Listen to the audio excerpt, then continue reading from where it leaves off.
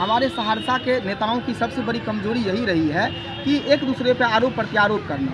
कुछ हासिल तो कर नहीं पाते हैं, लेकिन यहाँ के प्रतिनिधि एक दूसरे पर आरोप प्रत्यारोप नहीं करते तो कहीं न कहीं सहरसा में जाम की समस्या खत्म होने के कगार पर हो। आज 26 दिसंबर को मैं एक पदयात्रा निकाल रहा हूँ जो विधायक के आवास तक जाएगा और हम विधायक जी को जगाने का काम करेंगे। 9 जनवरी को वर्तमान जो हमारे सांसद साहब हैं उनके आवास तक मार्च निकाल कर जाएंगे, उन्हें जगाने का काम करेंगे।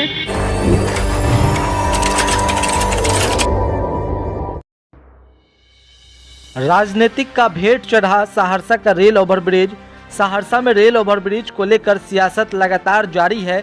एक नेता दूसरे नेता पर आरोप लगा रहे हैं, वहीं इन आरोप प्रत्यारोप के बीच सहरसा का विकास कार्य बाधित पड़ गया है। यूं कहें सहरसा का रेल ओवरब्रिज राजनीतिक का भेंट चढ़ गया है।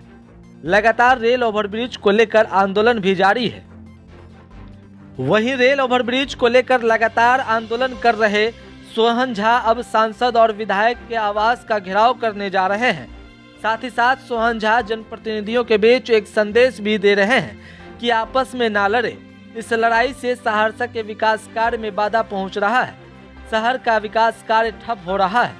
शहरवासी की समस्या दूर नहीं हो रही है। अगर सभी एकजुट हो जाएंगे तो शहर का विकास होगा, साथ ही सहरसा में रेल ओवरब्रिज भी बन सकेगा। वहीं सोहन झा ने एक बड़ा ऐलान कर दिया है कि आगामी 26 दिसंबर को सोहन झा शहर के लोगों के साथ बीजेपी विधायक डॉक्टर आलोक रंजन के आवास का घेराव करेंगे। वहीं 9 फरवरी को सांसद दिनेश चंद्र यादव के आवास का घेराव करेंगे।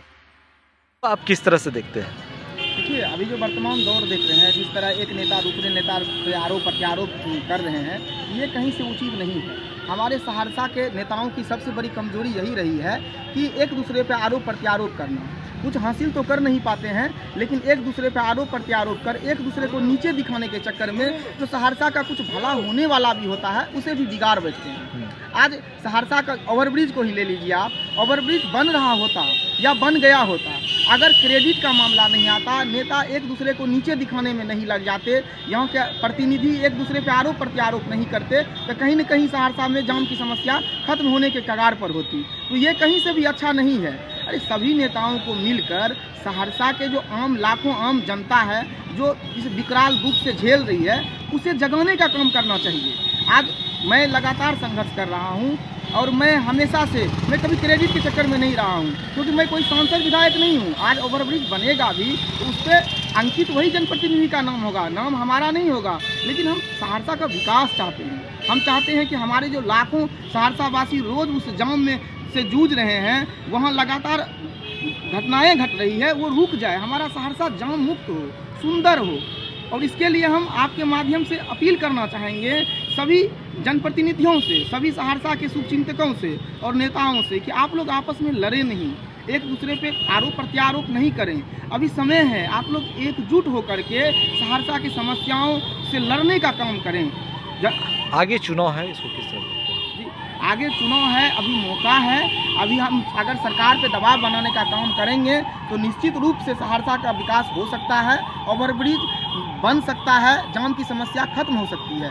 अब जनता को जगाने का काम कर रहा हूँ। आगे 26 दिसंबर को मैं एक पदयात्रा निकाल रहा हूँ जो विधायक के आवास तक जाएगा और हम विधायक जी को जगाने का काम करेंगे। फिर 9 जनवरी को वर्तमान जो हमारे सांसद साहब हैं उनके आवास तक मार्च निकाल कर जाएंगे, उन्हें जगाने का काम करेंगे। और लगातार हम अपने आम जनताओं के बीच में जनसंपर्क में लगे हैं और लगे रहेंगे, क्योंकि जनता अगर जाग गई तो निश्चित रूप से सहरसा का विकास संभव है। आपके पास अभी मौका है, चुनाव का मौका बहुत बड़ा मौका होता है।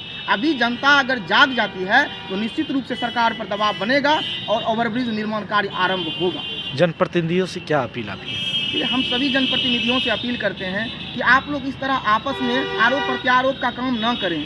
आप लोग सहरसा के आम जनताओं के खातिर एक होकर के लड़िए, सभी एक प्लेटफॉर्म पर आइए। आज मैं खुद अभी वर्तमान पूर्व विधायक ओवरब्रिज को लेकर धरना दिए थे।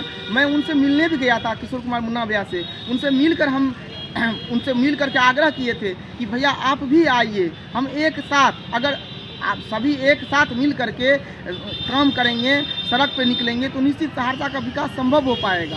तो हम तो चाहते हैं कि सभी जो भी सहरसा के नेता हैं, समाज सेवी हैं, सभी एक प्लेटफॉर्म पर आए, अपने सहरसा के लिए एक होकर दिखाइए। सहरसा को आगे बढ़ाने के लिए, सहरसा के लाखों आम जनता को जाम से मुक्त कराने के लिए एक होकर के आवाज़ लगाइए, तभी सहरसा का विकास संभव होगा।